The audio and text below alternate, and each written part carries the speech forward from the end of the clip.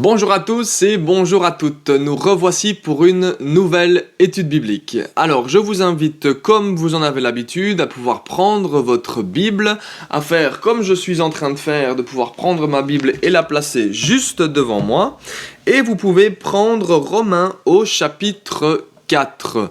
La fois passée, nous avons lu la première partie du chapitre 4.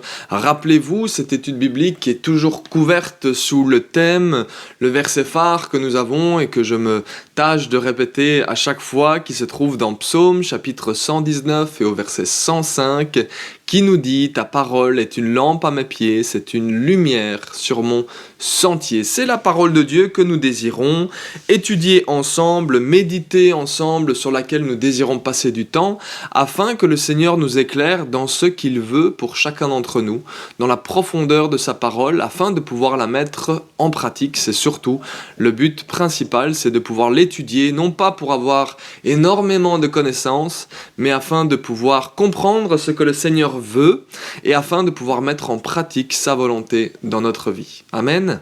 Alors, je vous invite donc à Romains chapitre 4 et nous avions lu jusqu'au verset 8 lorsque l'apôtre Paul parlait de David. Il a parlé d'abord, on va essayer de reprendre un peu ce dont nous avions parlé la fois passée. Nous avions parlé d'Abraham, nous avons bien vu qu'il avait pris Abraham en tant qu'exemple dans la foi. Nous avons vu qu'il avait cité David au verset 6, 7 et 8 du chapitre 4. Et nous allons reprendre directement aujourd'hui sur le verset 6 afin de bien comprendre la suite, parce que la suite, l'apôtre Paul va poser des questions dans ce qu'il va écrire, et cela va concerner directement le verset 6, d'accord?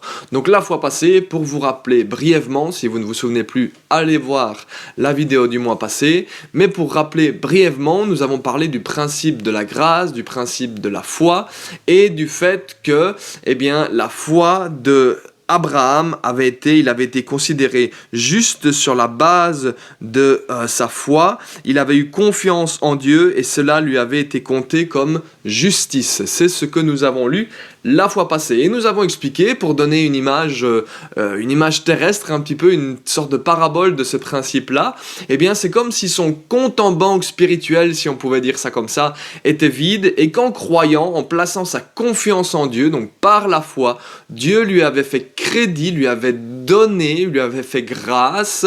Par la grâce, il avait reçu la justice de Dieu, il a été justifié par Dieu, il a été sauvé par Dieu, d'accord? Rappelons-nous bien aussi, avant de rentrer dans les versets, le contexte que je tâche de rappeler également chaque mois, le contexte dans lequel nous nous trouvons, ou plutôt le contexte dans lequel il se trouvait à l'époque. Souvenez-vous que les apôtres étaient régulièrement confrontés à de nombreux enseignants qui allaient essayer de judaïser, donc ils allaient essayer de ramener le principe de la loi, ou en tout cas le salut au travers des œuvres de la loi. Ils allaient ramener la loi juive dans l'Église, annonçant qu'il fallait aussi respecter la loi de Moïse afin d'être sauvé. C'est quelque chose que nous lisons régulièrement dans les Actes des Apôtres, et c'est des choses également que nous relisons dans les épîtres qui ont été envoyées aux différentes églises, d'accord? Donc, on va voir que les explications qu'on va continuer à avoir aujourd'hui, les questions que l'apôtre Paul va poser, elles vont être particulièrement pertinentes, comme la fois passée, pour justement répondre aux arguments de ces enseignants de la loi à l'époque, mais ça va être également des bons enseignements pour nous aujourd'hui, parce que nous sommes aussi aujourd'hui confrontés à des personnes qui pourraient enseigner de cette manière, ou à des doctrines qui pourraient être enseignées de cette manière, enlevant le principe de la foi, mais ramenant le principe des œuvres. Les questions qui vont être posées et répondues bien entendu aujourd'hui, vont être pertinentes pour répondre à ces arguments et remettre, comme on le cite depuis le début de notre lecture de l'épître aux Romains, les fondements clairs de la doctrine apostolique, donc la doctrine qui a été véhiculée, transmise par les apôtres, que Jésus a transmis aux apôtres et que les apôtres nous ont transmis. D'accord? Donc nous reprenons directement au verset 6 où il est écrit « De même, David exprime le bonheur de l'homme à qui Dieu attribue la justice sans les œuvres. Heureux ceux dont les fautes sont pardonnées et dont les péchés sont couverts. Heureux l'homme à qui le Seigneur ne tient pas compte de son péché. » Ce bonheur, va-t-il dire, et il va continuer au verset 9, ce bonheur, la question qu'il pose, c'est, n'est-il que pour les circoncis, ou bien est-il également pour les incirconcis? Vous voyez, quand on voit le verset 6, 7 et 8, nous voyons que David parle de bonheur. Et en fait, c'est la version second 21 qui nous parle de bonheur. Dans les versions un peu plus anciennes et un peu plus littéraires, on va dire, il nous parle de bénédiction. Donc il exprime la bénédiction de l'homme à qui Dieu attribue la justice sans les œuvres. Bénis ceux dont les fautes sont pardonnées. Bénis l'homme à qui le Seigneur ne tient pas compte de son péché. Donc, cette bénédiction, ce bonheur, eh bien, va-t-il reposer uniquement sur les circoncis? C'est la question qui est posée. Est-ce que ce bonheur, cette bénédiction dont David parle, va-t-elle être un privilège de la circoncision? Va-t-elle résider uniquement dans la circoncision? Parce que quand il parle, il dit « n'est-il que pour les circoncis ?» En fait, littéralement, il dit « cette bénédiction ne se trouve-t-elle que dans la circoncision ou se trouve-t-elle aussi dans l'incirconcision, dans le principe de la circoncision ou dans le principe de l'incirconcision ?» D'accord? Donc la question derrière, c'est est-ce que cette bénédiction, ce bonheur, est un privilège pour les circoncis et pas pour les incirconcis, donc pour ceux qui ont été circoncis, donc pour ceux qui respectent la loi de Moïse, si on veut traduire un petit peu, ou ceux qui sont restés incirconcis, ceux qui n'ont aucun rapport et qui ne mettent pas en application la loi de Moïse. Autrement dit, est-ce que c'est un privilège, cette bénédiction est-elle un privilège de la circoncision, ou se trouve-t-elle, je vais y arriver, aussi en ceux qui sont incirconcis? Étant donné que, il dit, nous disons que c'est la foi d'Abraham qui l'a rendu béni. C'est la foi d'Abraham qui a été, par la foi, ça lui a été compté comme justice. On dit que c'est par la foi. Donc, est-ce que la bénédiction qu'Abraham a reçue repose uniquement et réside uniquement dans les circoncis ou dans la circoncision, ou est-elle également valable pour les incirconcis, autrement dit, au travers de l'incirconcision? Eh bien, en voyant ce principe-là, nous nous rappelons un petit peu de l'histoire que va vivre Pierre, ou en tout cas l'histoire qui nous est racontée concernant l'apôtre Pierre lorsqu'il va se rendre chez Corneille, et que la maison entière de Corneille, on va passer les détails, va être baptisée dans le Saint-Esprit, et donc l'apôtre Pierre va baptiser toute la maison dans l'eau. Il va devoir, lorsqu'il va rentrer à Jérusalem, rendre des comptes aux chrétiens, ou en tout cas s'expliquer auprès des chrétiens de Jérusalem qui se demandent ce qui est en train de se passer. Et il va clairement leur dire « Pourquoi est-ce que je refuserais le baptême d'eau à ceux que Dieu a acceptés, à qui Dieu a donné le baptême d'esprit ?» D'accord?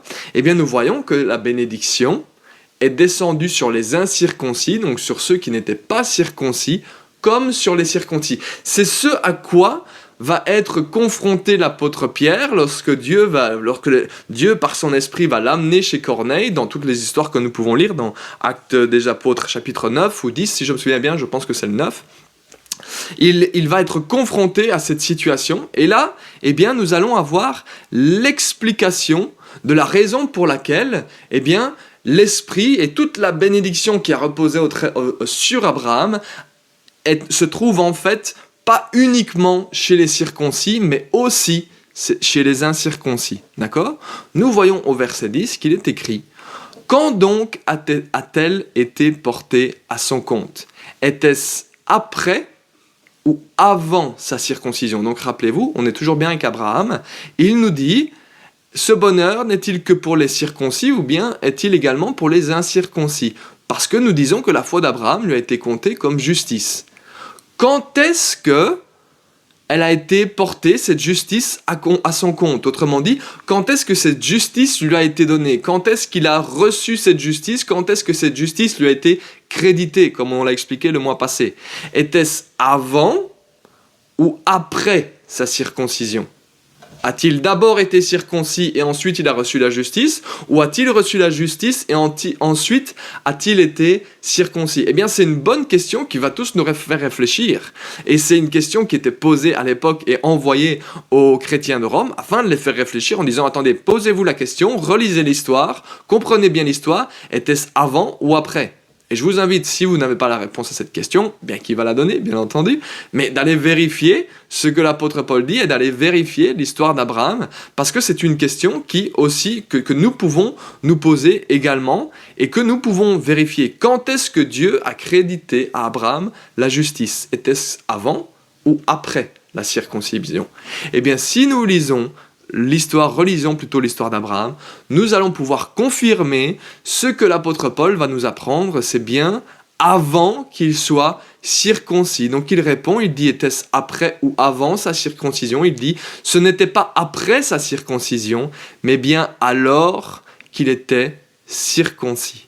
Donc lorsque nous voyons et nous lisons cette histoire, nous comprenons que Abraham a reçu cette justice, la justice lui a été créditée, lui a été accomptée avant être circoncis. D'accord? J'ai failli dire avant, j'ai failli dire après. Avant d'avoir été circoncis. Voilà, je vais y arriver. Donc, on voit dans ce principe qu'il a été circoncis après avoir reçu cette justice.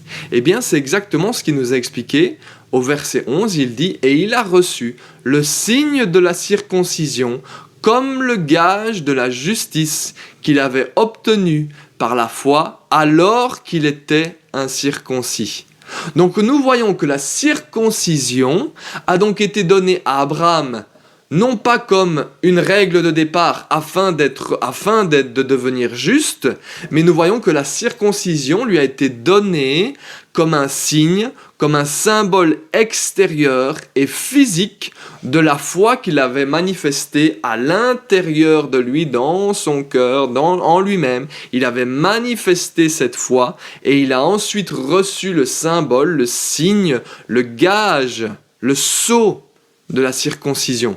Donc cette circoncision en elle-même c'est pas elle qui apporte la justice. La circoncision n'était qu'un gage ou un sceau. Autrement dit, c'était l'authentification de la véracité de la justice qu'il avait reçue. D'accord? Donc c'est un signe, rien de plus qu'un signe qu'il a reçu pour montrer qu'il avait reçu la justice de Dieu. L'histoire du gage et du sceau, c'est, vous avez déjà vu, je suis certain, et d'ailleurs ça existait encore il n'y a pas très très longtemps, on mettait de la cire sur une lettre et puis on prenait un seau avec l'écusson ou avec, comment est-ce qu'on appelait ça ?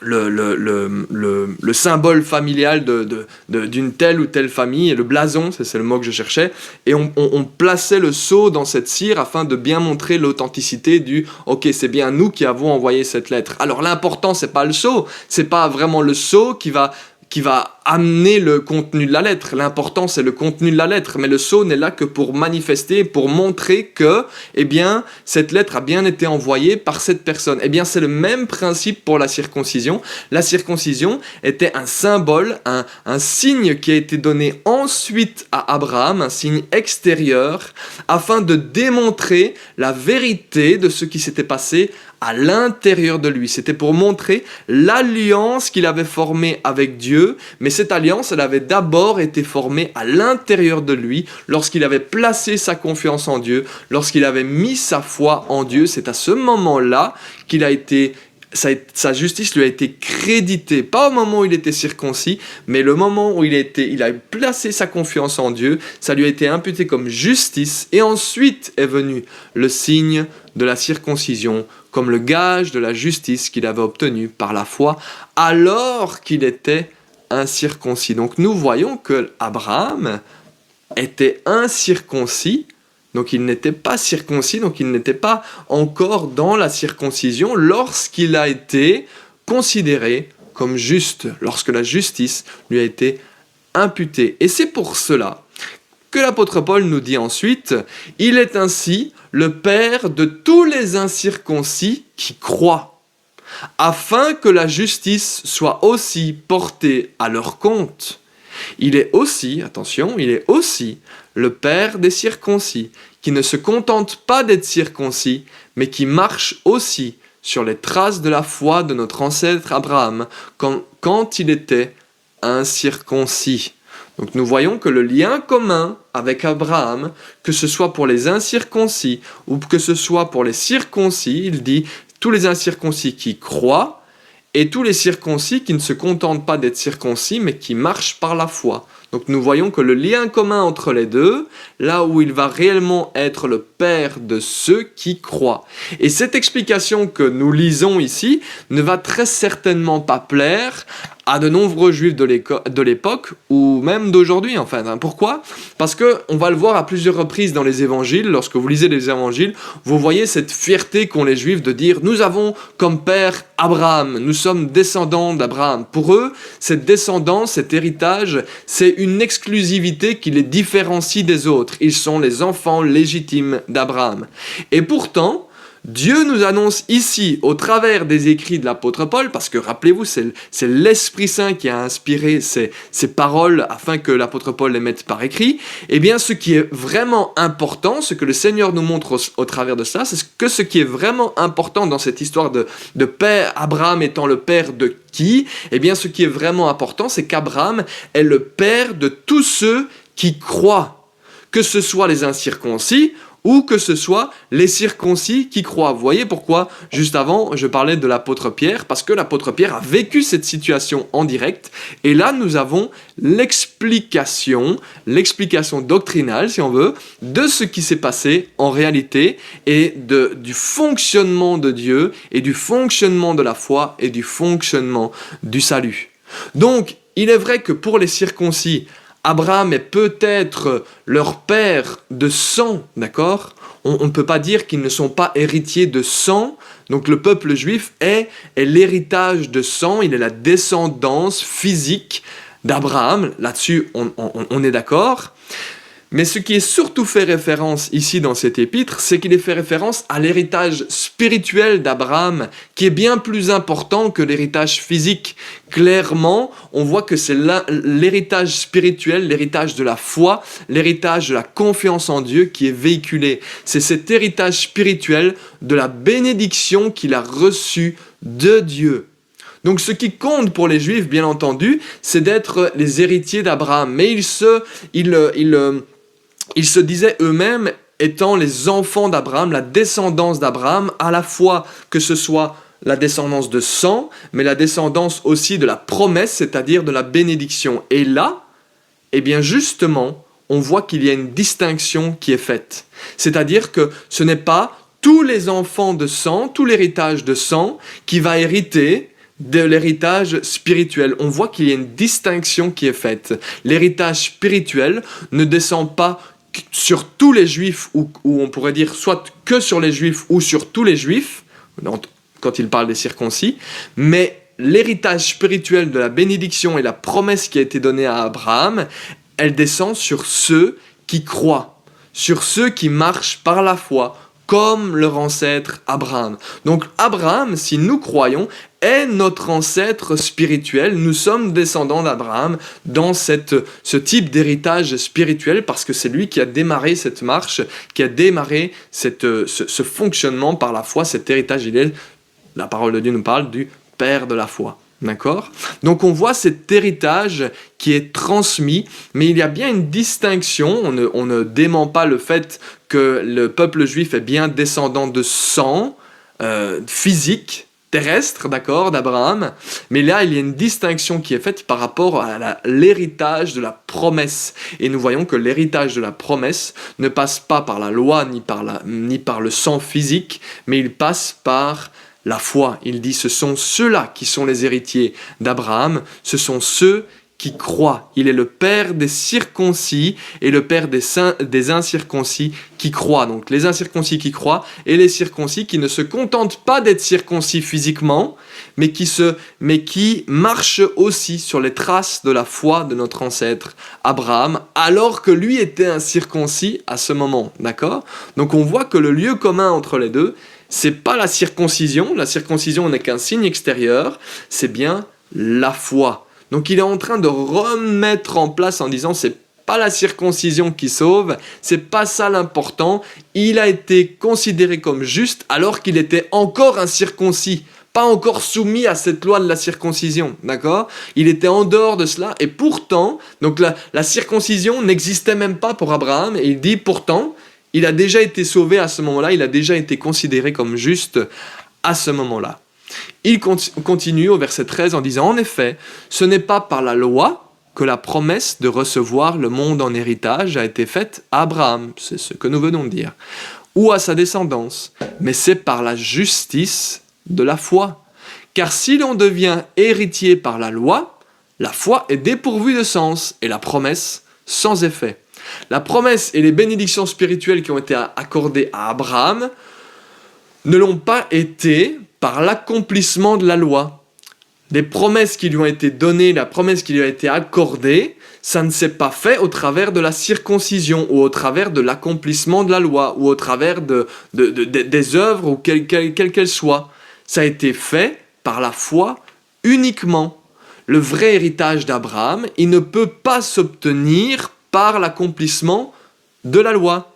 Il va s'obtenir juste en suivant les pas d'Abraham, en suivant le fonctionnement d'Abraham. Comment est-ce qu'Abraham a fonctionné? Est-ce qu'il a dit « je vais me circoncire et ensuite je sais qu'après être circoncis, je vais être considéré comme juste ». Non, pas du tout, c'est pas ça du tout. Il a placé sa confiance en Dieu, il a cru en Dieu, il a placé sa foi en Dieu. Ça lui a été considéré, incrédité, imputé comme justice. Il a été considéré comme juste aux yeux de Dieu. Et ensuite est venue la circoncision comme signe de cette justice obtenue par la foi. Donc si nous insistons sur l'accomplissement de la loi, si nous insistons sur ce salut par les œuvres ou l'accomplissement de la loi de Moïse comme ils ont pu l'enseigner ou comme on peut encore parfois, comme certains peuvent l'enseigner encore aujourd'hui, ce respect intense de la loi de Moïse, eh bien nous ne fonctionnons plus par la foi.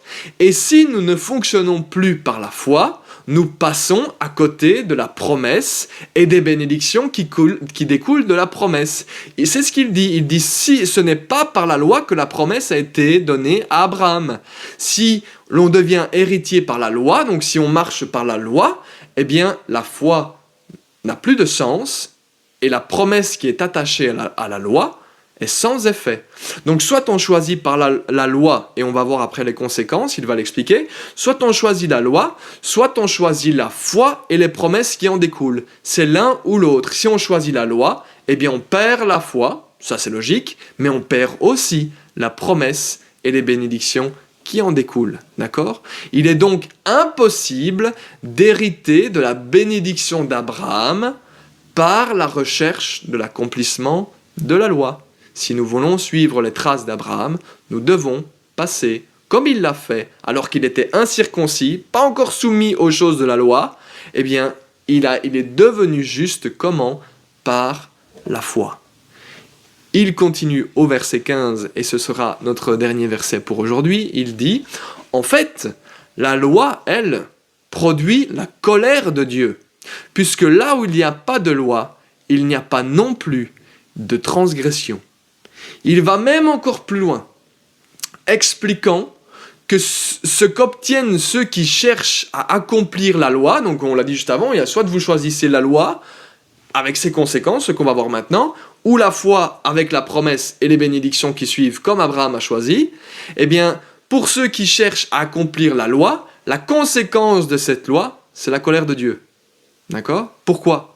Eh bien parce que cette loi, et ça on le verra encore après, si je me souviens bien, il en parle encore, cette loi, elle est parfaite. Et nous ne le sommes pas.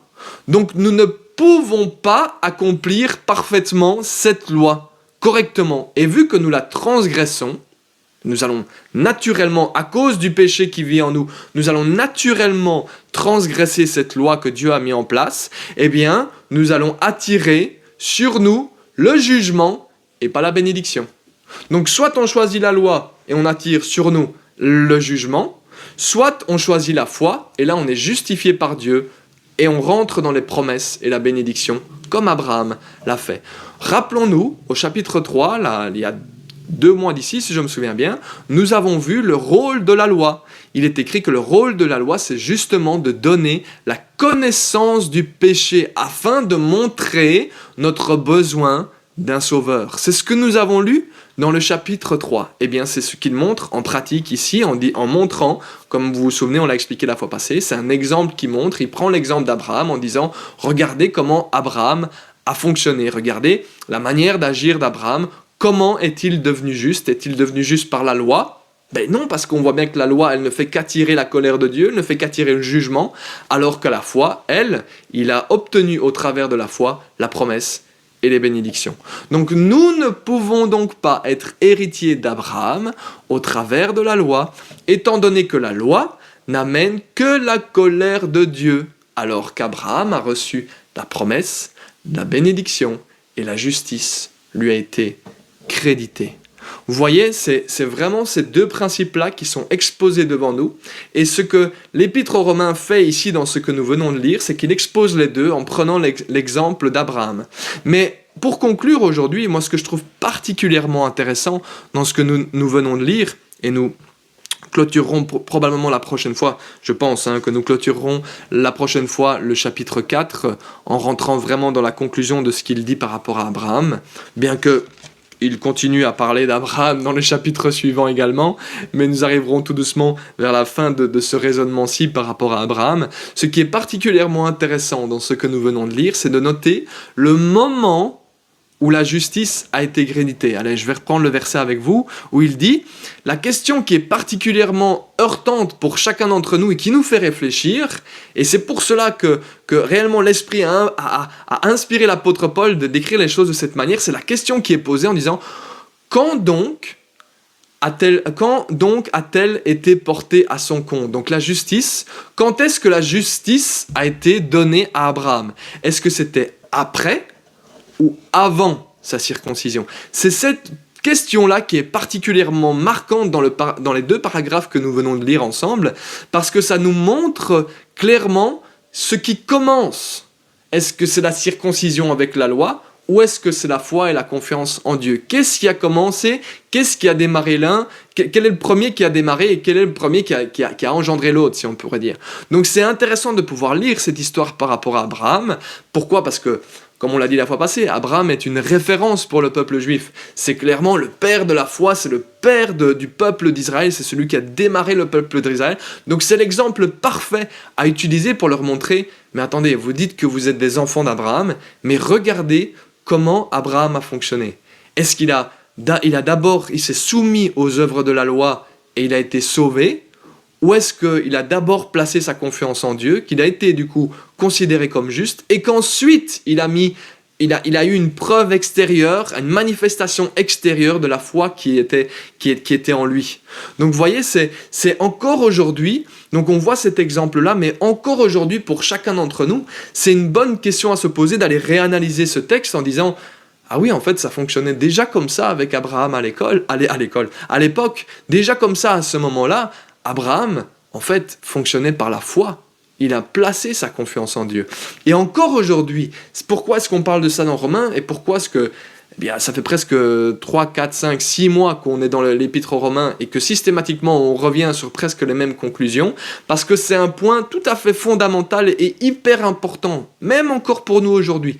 Parce qu'encore aujourd'hui, pour chacun d'entre nous, certains vont essayer de ramener, et nous pourrions, si nous enseignons mal et si nous enseignons maladroitement en tout cas, nous pourrions insidieusement ramener le principe du respect rigoureux de la loi de Moïse. Nous pourrions parfois le faire malgré nous et sans nous en rendre compte, et pourtant nous pourrions, et c'est quelque chose qui peut être dangereux et sur lequel il faut faire attention, de ne pas ramener justement le principe des respects rigoureux de la loi de Moïse, ou en tout cas le respect rigoureux, c'est-à-dire comme étant une condition du salut, c'est bien comme ça que je l'entends, d'accord? Pourquoi? Parce qu'on voit que certains pourraient le ramener et ça peut être dangereux. Pourquoi? Parce que c'est ce que nous voyons, c'est ce que nous lisons concernant Abraham, que ce n'est pas du tout le cas. Lui-même, à l'époque, ce n'est pas du tout ce qu'il a fait. Il n'a pas commencé par les œuvres de la loi, il n'a pas placé sa confiance dans les œuvres dans la loi, mais il a uniquement placé sa confiance en Dieu. Donc Abraham n'était même pas encore circoncis lorsqu'il a été considéré comme juste aux yeux de Dieu.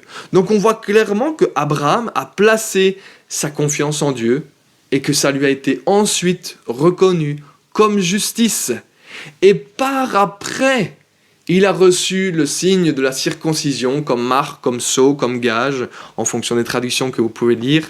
Donc cette marque visible de la justice obtenue par la foi. C'est pareil pour nous aujourd'hui. C'est pour ça que cette leçon-là est valable pour l'époque d'Abraham, pour l'époque de l'apôtre Paul et pour notre époque encore aujourd'hui. C'est pour ça que c'est un fondement, parce que c'est quelque chose qui reste valable et ça restera valable jusqu'à ce que notre Seigneur Jésus reviendra nous chercher. Il s'en est de même pour nous aujourd'hui. Il n'y a aucun prérequis pour être sauvé si ce n'est que de croire en Jésus-Christ, de placer notre confiance en lui parce qu'il est mort sur la croix, qu'il est ressuscité le 3e jour et qu'il est mort pour nous sauver.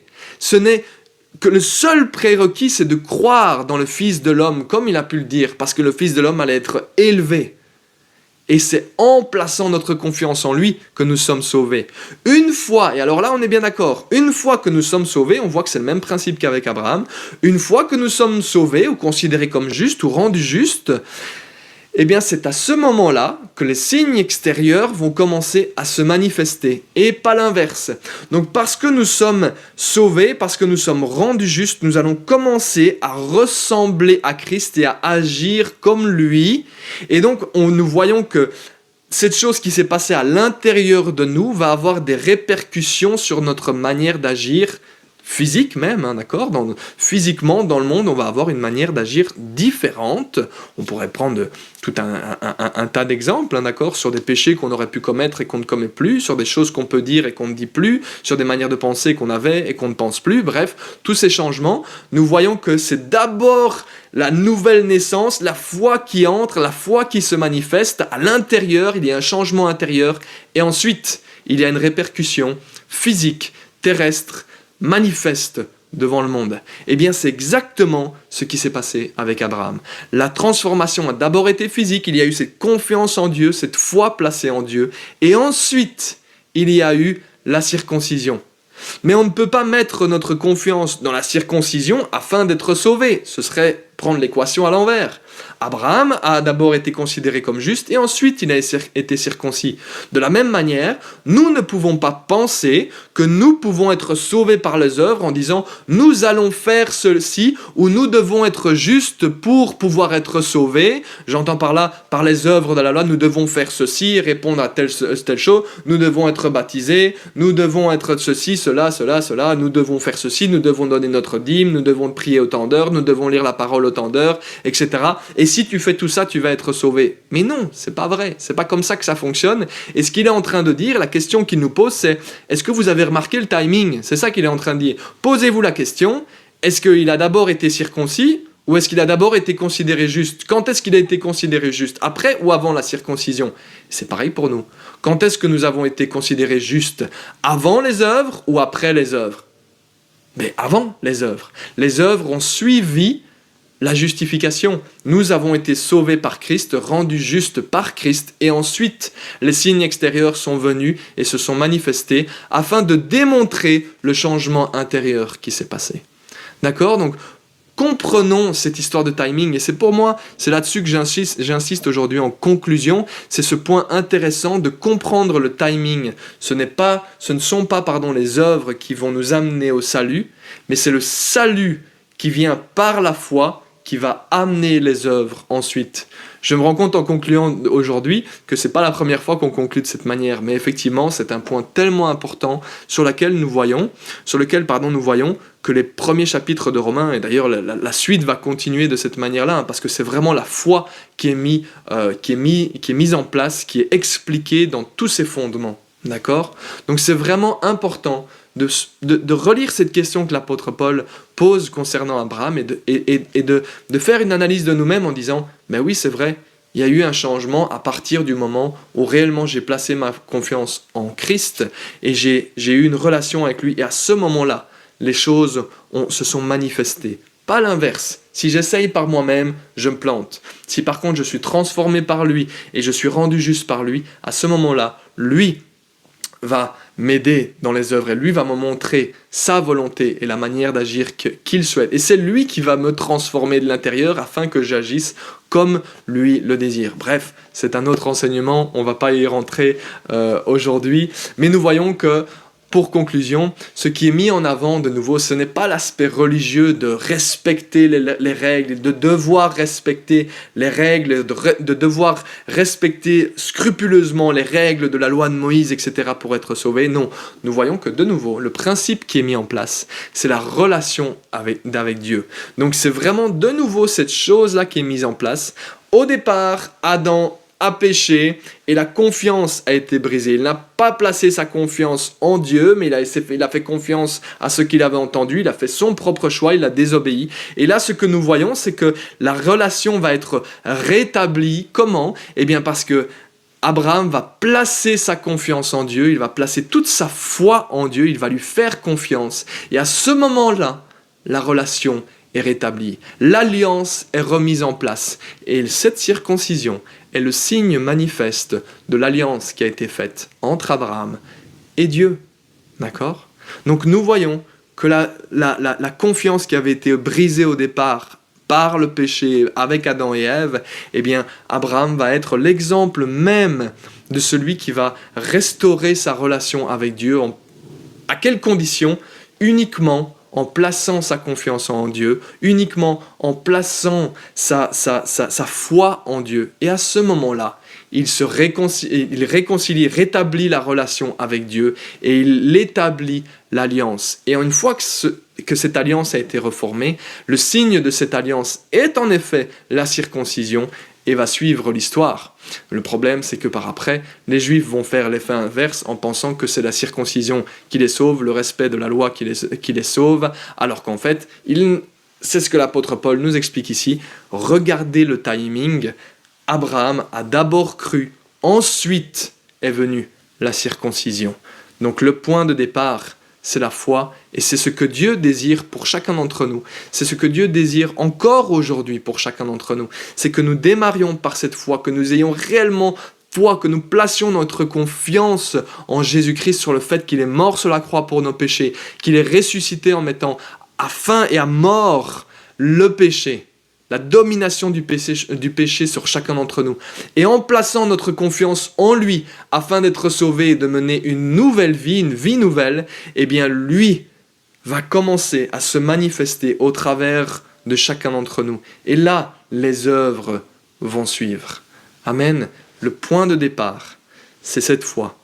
C'est cette foi, cette relation, la réconciliation avec Dieu au travers de Jésus-Christ. C'est ce que nous prêchons, c'est ce que nous enseignons, c'est ce que l'apôtre Paul dira. Le message que nous avons pour chacun d'entre vous, c'est réconciliez-vous. Nous sommes des agents de réconciliation avec Dieu, afin que cette relation soit rétablie avec Dieu. Mais elle commence non pas par les circoncisions, non pas par le respect scrupuleux de la loi de Moïse afin d'être sauvé, mais uniquement par la foi, parce que c'est ceux qui croient en Jésus-Christ et en ce qu'il a fait pour chacun d'entre nous, qu'ils auront la vie éternelle. Amen. Seigneur, te remercier encore aujourd'hui pour ta parole et te remercier parce que nous avons l'occasion de pouvoir encore la méditer, de pouvoir l'expliquer, de pouvoir la comprendre, de pouvoir, Seigneur, réellement être éclairé dans ce que tu désires, dans ce qui est important à tes yeux pour chacun d'entre nous. Alors sois glorifié, te remercier pour chacun de mes frères et sœurs qui ont pu regarder cette vidéo et te remercier Saint-Esprit parce que je sais que tu es avec eux comme tu es avec moi ici dans ce lieu. Et je sais Seigneur que tu as pu toucher les cœurs au travers de ta parole. Glorifie ton saint nom, au nom précieux de Jésus-Christ. Amen. Voilà, c'est terminé pour cette étude biblique. Je vous souhaite une bonne journée ou une bonne soirée et à la prochaine. Au revoir.